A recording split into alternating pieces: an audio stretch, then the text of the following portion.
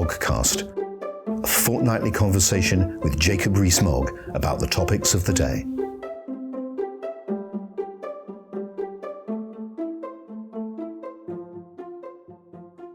Hello and welcome to the 56th episode of Conservative Home's Moggcast. Here in the driving seat once again for the second week in a row, unusually, is I'm Henry Hill, the news editor, and opposite me, in his usual oak panel place, is Jacob Rees-Mogg, the leader of the House of Commons. Hello, Jacob. Hello, Henry. Thank you for standing in for Paul once again. Oh, I'm very happy to do it. How are you? No, extremely well, thank you. Glad to see things are beginning to get back to normal, and 5 children headed off to school this morning with a spring in their step and their hats on at a jaunty angle, except school children don't wear hats anymore. No, well, I imagine that must have been a huge relief. You and millions of other parents for whom this is a very, very important day indeed in the roadmap back to normal life. I think that's right. The burden mainly fell on my wife rather than on me, but home educating is difficult. Oh, I'm sure it is. Well, we've got, obviously, it's been another very eventful couple of weeks. They all seem to be at the minute. So we've got quite a lot to cover. So we're going to start with roughly where we finished our last conversation, which is Scotland. Do you think that the SNP pose a serious threat to the integrity of the country at the present time? Well, one should always take one's political opponents seriously. If you don't, you find that they do better than you anticipate. And if you think of the whole setup of devolution, which was with the Duchess system meant to stop any party getting control of Holyrood, ensuring permanent coalition, none of that worked. And the SNP have been phenomenally successful. Interestingly, primarily under the leadership of Alex Salmond, who very much created the party in his image and then handed it on to Nicola Sturgeon. So I think they are a very serious force, and I think unionists should always be concerned about the activities of nationalists and of nationalists' ability to win elections. And we only have to look back at what happened in Ireland in the late 19th through to the early 20th century to see what happens if nationalism continues to win a mandate. And on the subject of a mandate, how important is it, do you think, that the unionists prevent an SNP majority in this year's Scottish Parliament elections? Because, of course, on paper, as a constitutionalist, you'll know this better than anyone, that the Scottish Parliament doesn't bestow a mandate for reserved issues such as the Constitution. But nonetheless, there is a widespread view that in the event that they do win a majority, they will push for a referendum and there will be great pressure on the government. So how important is it, do you think, that be prevented? Well, I think there are 2 things to bear in mind. One is that the polling on independence, which has been strong, has slightly weakened, but nonetheless accept that it has been strong. But even whilst it's been strong, most people have said they don't want a referendum now. And I think there is an element of recklessness in arguing for a referendum now in the midst of a pandemic with so many other things going on. And obviously, there is a risk if a party stubbornly opposes a referendum year in, year out. But I think there's considerable view in Scotland at the moment that this is not the right time for a referendum and that this isn't actually what the election in May is going to be about. It's about whether the government in Edinburgh can run the public services efficiently, which so far all the evidence is that they can't. So although I understand why you're taking the angle that you are taking and say that, yes, okay, they may not have the legal power, but if they've got a mandate, doesn't that give them the moral authority? I think it doesn't under current circumstances.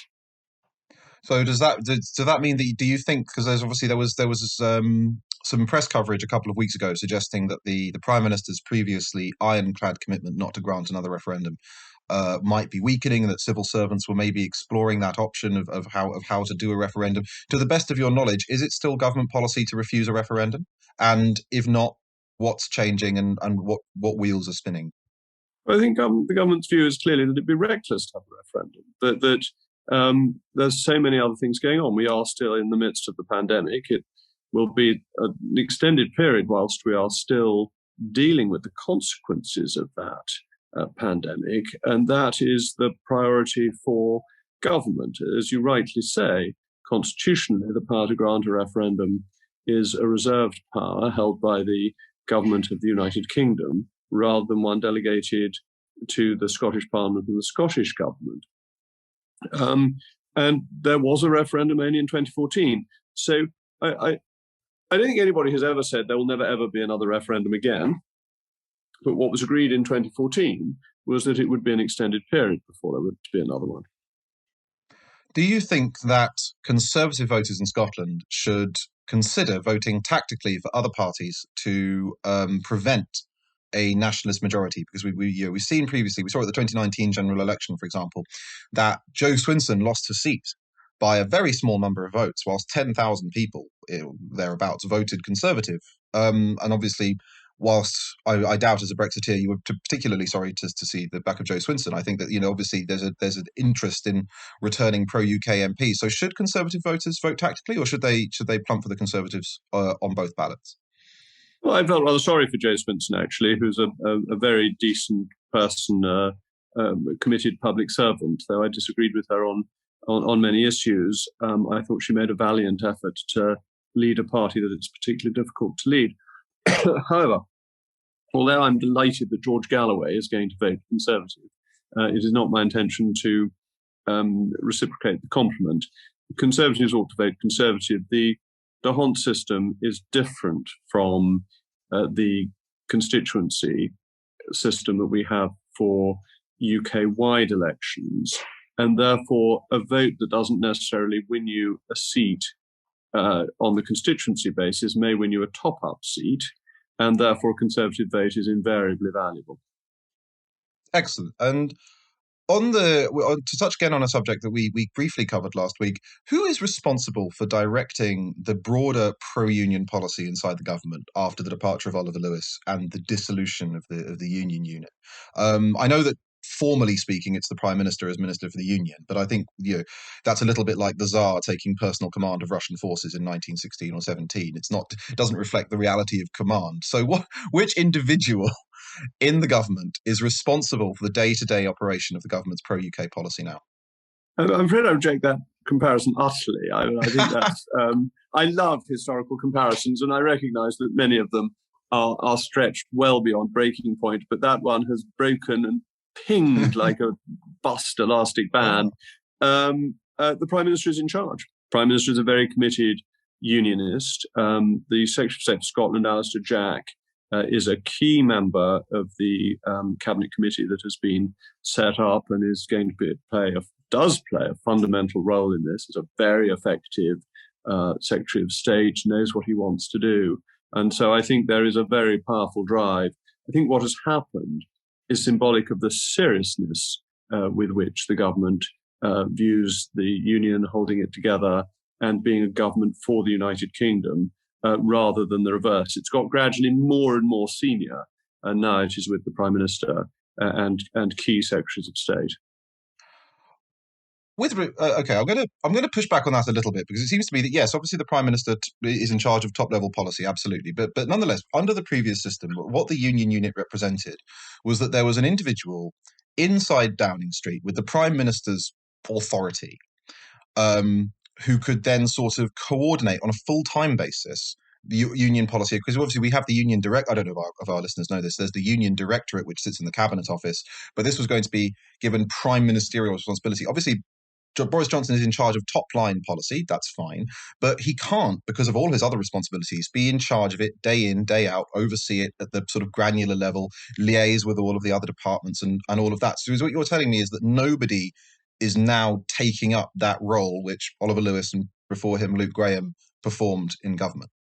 No, a cabinet committee has a serious secretariat. It has serious support and implements the decisions that are made, led by the Prime Minister. So there is a process of implementing what is decided, and it's being decided at the most senior level. So it's been upgraded. Okay. In which case, moving on, what is the government trying to achieve through unilaterally extending grace periods in the Northern Ireland Protocol? There was a very interesting article on CapEx about this recently by somebody who you share a name with. I assume it was you under one of your moonlighting guises. We're not doing things for Conservative fame. Look, it's really important that the United Kingdom includes Northern Ireland as an integral part of it. somebody once said that the UK had no selfish interest in Northern Ireland. I dispute that. I think we have an interest in keeping our whole country together as a united kingdom. And therefore, to have the protocol work in a way that it meant that there was the risk of a border in the Irish Sea is simply not what was intended when we agreed to it in the withdrawal agreement, and is not how the implementation of the protocol ought to be taking place. And to have a 6-month delay to ensure that it can be implemented fairly, helping the European Union protect its single market, but much more importantly, protecting the integrity of the UK single market and of the United Kingdom itself. I think a 6-month delay in the protocol is perfectly reasonable and legitimate in terms of international treaties. But what is the government actually trying to achieve? Because on the European side, especially, it does seem to be the case that this is broadly how they envisioned the protocol working. They do think there should be these checks. They do actually envision these checks getting more strenuous over time, because obviously the protocol is tied into EU law, and its scope will expand as EU law does. So I guess what my question is what does the end goal look like for the government, wherein the protocol is still in place, but there is somehow not this border in the Irish Sea? What is the government trying to change? What changes are we going to see if the government gets its way? Well, the government always intended that it would be a light touch protocol to try and stop goods at risk getting into the Republic of Ireland and hence into the European Union single market. We never intended it as a means of stopping goods getting to Northern Ireland, except for livestock which were controlled anyway for obvious and long-standing reasons. So it's making it work in the way we intended in the first place. And if this can be done by sensible negotiation with the EU, that's great, but we haven't got there yet. And 6 months buys a little bit of time. But the EU has shown, and this is important, that Article 16 is available to be used. And clearly there are community-wide consequences of creating a de facto border in the Irish Sea, and those must be avoided, as you rightly point out in your article. Okay, well, you've slightly preempted my next question. Do you know under what circumstances the government would consider invoking Article 16? Because the Prime Minister has assured Unionists in Northern Ireland that he will do it, but they, perhaps understandably, are sceptical. So do you know, is there a set of criteria? Doesn't have to be exhaustive, but do you have a broad idea of what it would take for the government to activate Article 16? Well, I think the government wants to give the opportunity for the discussions over the protocol time to work. And I think it's not necessarily wise to threaten to do things before you have determined that it is necessary to do them. Indeed, I'm not sure the European Union looked wise by invoking Article 16 before it had worked out what it really wanted to do with vaccines. Not necessarily the best way to approach policy making. And I think the UK government, Her Majesty's government, is doing it in a more deliberative way.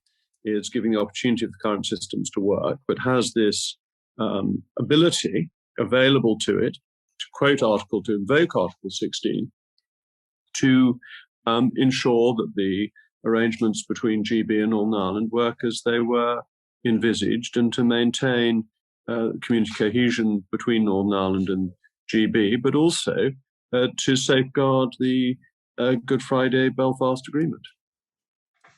Okay, well, we're going to move on, because obviously I can't stay on my hobby horse for the entire session. So let's have a look at the budget. Do you think that the sort of eyebrow-raising tax increases that Rishi Sunak trailed in the budget, but which are delayed for a couple of years, do you expect those to happen, or do you expect us to discover by the time they're due to come in that happily they've been obviated by growth? I don't think any wise chancellor would announce tax increases that he didn't expect to take place, and the chancellor is certainly a wise chancellor, because the effect of tax increases doesn't come so much in their implementation as in their announcement. That the effect of the rise of corporation tax on business behaviour will be immediate. Businesses won't wait 2 years and then respond. They will use the 2 years to respond, and therefore they must have been introduced with the intention of them coming into force. And the importance of them, I think, is really that with the level of debt that the UK has, we must maintain the confidence of the gilt market. If the UK were to lose the confidence of the gilt market and the cost of borrowing, it would be extremely difficult for us and would make the financing of future debt issuance problematic and would swell the annual deficit. So announcing increases that, yes, I'm sure are intended, that have the effect of reassuring the gilt market is, I think, the expectation that we should have as to the announcements in last week's budget. If the impact on business behaviour is immediate, what and I asked this not as a trap. I'm genuinely curious. If the effect on business behaviour is immediate, then what is the value of deferring their introduction by 2 years? Because presumably you're missing out on 2 years of revenue, and giving businesses time to structure their affairs and such that you'll miss more revenue in future. Why not bring them in immediately? Because of the current state of the economy in relation to the pandemic and the desire to get economic growth going in the next 2 years, hence the tax cut that comes in via the accelerated allowances and the allowances that are over 100% of the investment level. So you give an opportunity to get economic growth coming along that will help balance the books faster. Obviously, the super deduction is 130% claim on relevant allowances. Do you expect that the government, once the 2 years of super deduction are up, will retain full expensing, 100% claim, or do you think this will be something that's set aside after 2 years? Well, broadly speaking, I think taxation ought to follow economic reality, and that it should not try to skew things. There are exceptions when you want to skew things, as now, when there is an interest in ensuring that investment is brought forward, which is what these super deductions do. They don't probably change any investment, but they bring it forward from year 3 to year 1. That's the aim. Once you have got past that, you essentially want tax deductions to meet the depreciation schedule that would be used in an impartial way, because you want capital to be allocated efficiently, and government incentives to allocate capital do not necessarily lead to the most efficient allocation of capital. The aim for all taxation systems is to do as little harm as possible to the free market allocation of capital, because that leads to the best economic growth. And a super deduction is a sensible way to bring things forward when you need a boost, a shot of adrenaline into the system. But as a general rule, it is sensible to stick to normal depreciation schedules. Okay. Another thing I think that's caused some consternation on the Conservative backbenches is the decision to cut overseas development spending. You know, there's unease about the scale of the reductions to countries such as Yemen, and people are pointing out that, you know, the overseas aid commitment was a manifesto commitment that the government was elected on. Do you think that the government is right to do this, given that manifesto status, or do you think it should reconsider? Well, I think it's worth remembering that we have given over £1 billion to the people of Yemen, and I absolutely accept that they are very deserving of aid, considering the current circumstances. But I think we are spending enough money to feed 240,000 people a month in Yemen. So I think it's hard to say that we're not being generous, not doing our bit. And I think that's the element of the aid budget that the British people are most supportive of, is helping countries that are in an immediate crisis. But yes, I think it's perfectly reasonable to reduce the amount that is being devoted to overseas aid, that we need to find savings where we can, but we are one of the most generous countries in the world in terms of the aid that we provide, well above the European and G7 averages. Manifesto commitments are very important, and nobody would deny that. But sometimes events change so far out of one's expectation that it's impossible to meet the manifesto commitment. And I think electorates understand that. I think electorates are sophisticated. And if you want to go by polling indicates that most people support this cut. And just a quick technical question, because I'd be remiss not to ask you. I believe that the government doesn't need a parliamentary vote to set aside the 0.7% target for 1 year, but it would to do it again if it chose to next year. Is my understanding correct? Well, I followed the bill closely in its passage through Parliament. In fact, I made a forlorn effort to talk the bill out at that point. But what the bill says is that the government will aim to have the 0.7% target, and that if it fails to meet that in a year, the Secretary of State will make a report to Parliament as to why it has failed to do so. Okay. It is purely a parliamentary process. There is no active compulsion in it beyond that, because it was not brought in as an expenditure bill, because it was brought in as a private member's bill, and therefore it couldn't commit to the expenditure of money. It could only set a target with a report if that target weren't met. And so the structure of the legislation is quite important. Okay. And lawyers would quibble about your second point as to whether the Act would need to be changed for a second year. Some lawyers think it would, some lawyers think it wouldn't. Oh, well, there we go. That's why I asked the question when I have you to hand. So I suppose we've got two questions left. I think we have time. The other big budget question, I suppose, is it right to be giving NHS staff 1% as a pay rise when we gave teachers 5% last year, given that the government's had been fighting teachers to try and get schools open. It's been a consistent battle, and yet they secure this quite substantial pay rise, whereas NHS staff end up with something less. Is that right? Well, you've got to take it in the broad context, because newly qualified student nurses have benefited from a 12% increase in a 3-year deal, and junior doctors have got an 8% increase. And so what is announced for 1 year ignores that there is a broader context, and it ignores also the issue of band increments. So last time round, a 1% increase in the NHS led to average salaries going up by 2.7% because of people getting band increments. So yes, I think it is reasonable. And other people in the public sector are suffering from a pay freeze this year.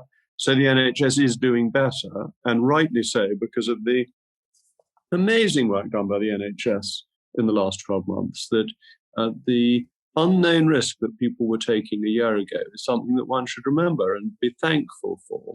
And so I think the additional money, the 1%, is absolutely justified. But we face very straitened circumstances, and circumstances where in the private sector, many hundreds of thousands of jobs have been lost and incomes have been cut significantly. And it is the private sector that pays for all of the public sector. There's no money for the public sector without the private sector. So in the context of the economy and of the previous pay rises that there have been, and of the wonderful commitment made by people in the NHS, yes, I think it's fair. Okay. And so my final question, did you see the Oprah interview, and how much damage do you think has been done to the royal family by what's going on? No, I didn't see the interview because it was on a channel that I don't think I've got a subscription to, so I haven't seen it. I don't think it does any damage to the royal family or to the monarchy. What are the constitutional issues?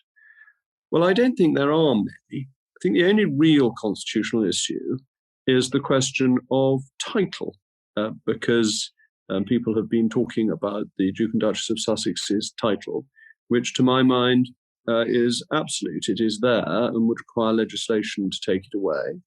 And their son has a title. He is Lord Dunbarton, Earl of Dunbarton. He is entitled to use his father's subsidiary title if he so chooses.